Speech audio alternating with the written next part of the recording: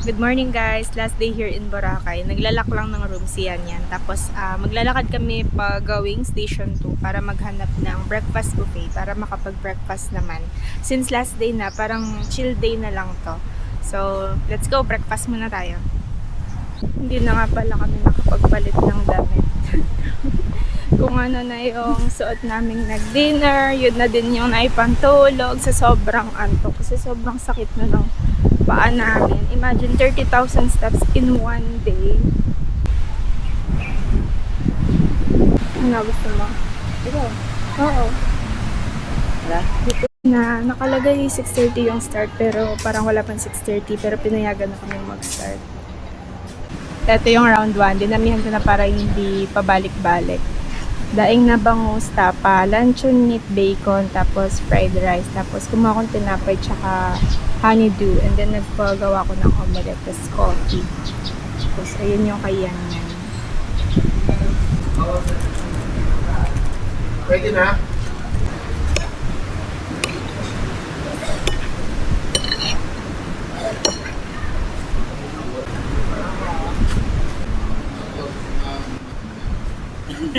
Sorry. Ang cute na pala yun. GoPro hindi. Ace Pro 2. Ace Pro 2.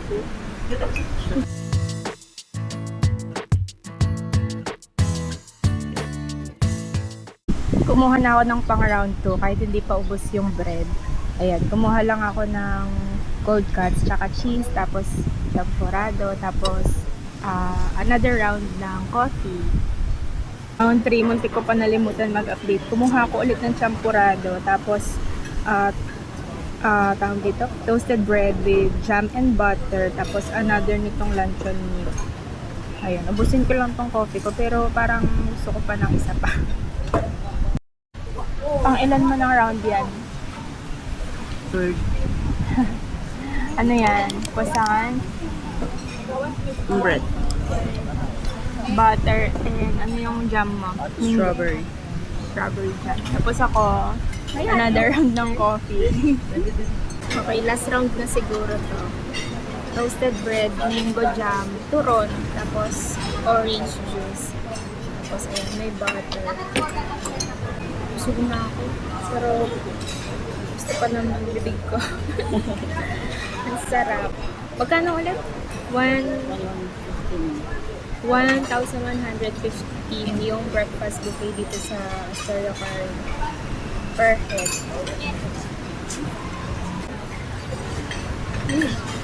Mango jam and butter. Sarap.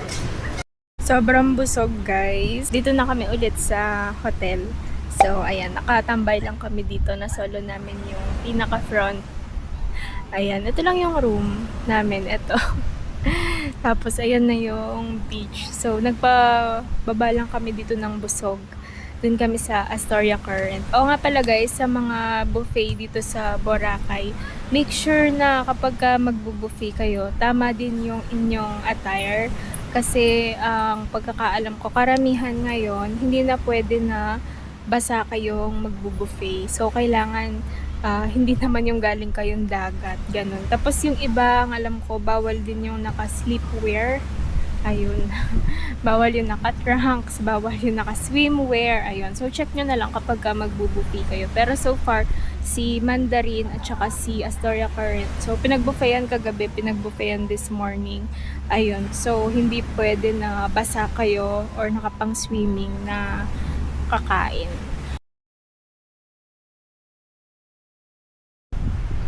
Alas 9 na. Ang bilis ng oras pagka naka-ano lang. Pa-check out na kasi kaya mabilis na yung oras. Hindi na kami maliligo sa dagat para walang damit na sobrang basa na ilalagay sa bag. Kasi naka-hand carry lang kami. Pero lalakad kami pa Secret Beach. So ayan yung signature Boracay Blue. Tapos dito lang yun banda. So tignan natin kung gaano katagal. Actually mabilis lang to, tanaw lang namin. Kung kailan last day na, tsaka siya sobrang init ng ganito. Pero okay to para mamaya sa boat, hindi maalon. gusto nyo ng malayo sa crowd, hindi masyadong matao, dito banda yan sa Station 3. Kaya nga lang yung kapalit 30,000 steps. 30k steps a day para sa minimum 20. Peaceful, malayo sa crowd, beach access yung room.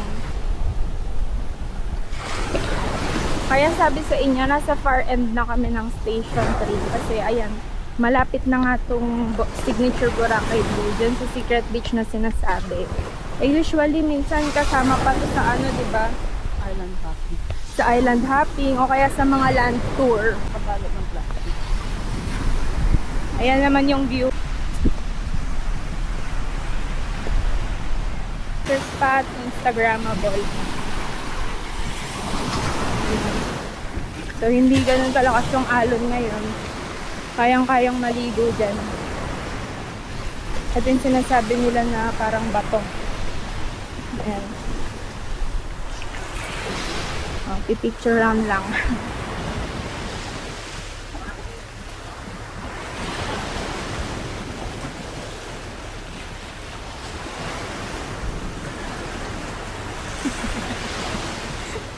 Ang ganda sanang kunan ni ate dito, oh. Kaya nga, ito. Sharon! Dito, te, pa-picture. Oh, sige. Ito pa naman yung damit ko. Sige. Saan ako?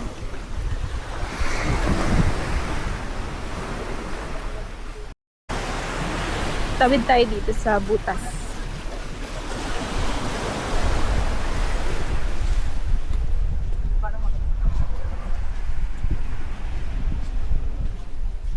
Ayoko na. There you go. Ayan.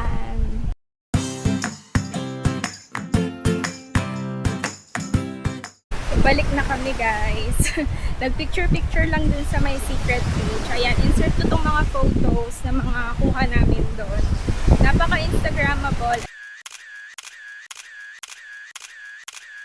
It's almost 12 noon, guys. Nakapag-check out na kami sa hotel at ngayon nakasakay na kami ng e-try papuntang port. Bali, special trip na to since yung Ho-Ho is expired na.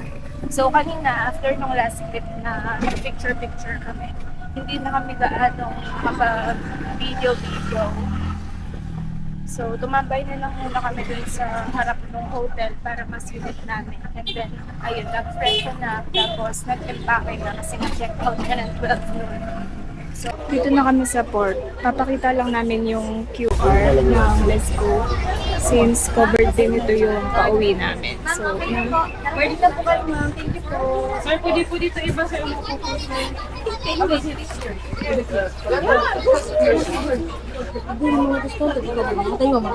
Yung may mga kids. Kuhaan nyo na lang daw po yung 36, ma'am ha. Wala na po kasi silang binigay na ganito. 35, 36 po yung number. thank you. Thank you po. Ayun, wala pang 5 minutes. Sakay na kami sa boat.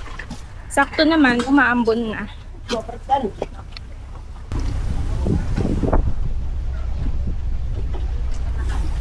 Thank you po. Number niyo, ma'am? 3536. Tapon Port na. Tapos tatawid lang para makapag-trike papuntang airport.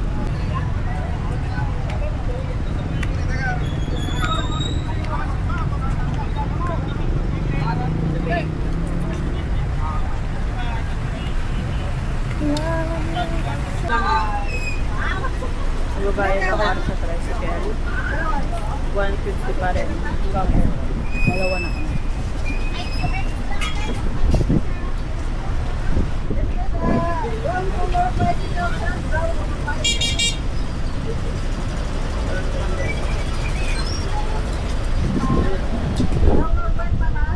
So, mag-wait lang daw kami ng tricycle, brown or white. Yun lang yung sasakyan papuntang airport.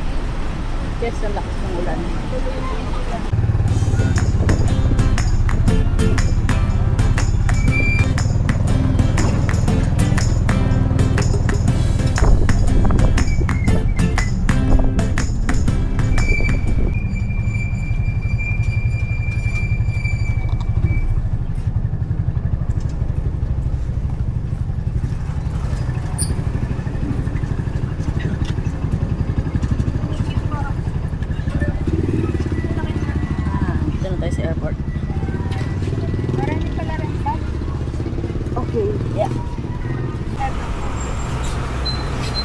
buti na lang talaga maaga na kaming nagpunta dito pa airport. Kasi kung nagtambay pa kami ng D-Mall, yung original plan na tatambay, kakain pa doon, tapos maghihintay ng bandang 1 or 2 papuntang airport na naulanan na kami. Malakas na yung ulan dito. Ang lakas pa ng araw kanina, tapos ayun, biglang kumulimlim at saka humangin. Tapos ayun, few minutes lang ang lakas na ng ulan. So let's go Boracay pala. So sobrang bilis ng process, hindi ko na yata na-explain mabuti. Basta kapag nag-book kayo, round trip na yung i-book nyo. Tapos i-scan lang din yung QR. Same process, unang papunta, i-scan lang yung QR. And then, wala pang 5 minutes, pasasakay na kayo dun sa boat. Ganon din yung nangyari kaninang nung pauwi. In-scan lang, tapos, ayun, hindi ko pa natuloy yung sinasabi ko, tinawag na kami na, sasakay na sa boat.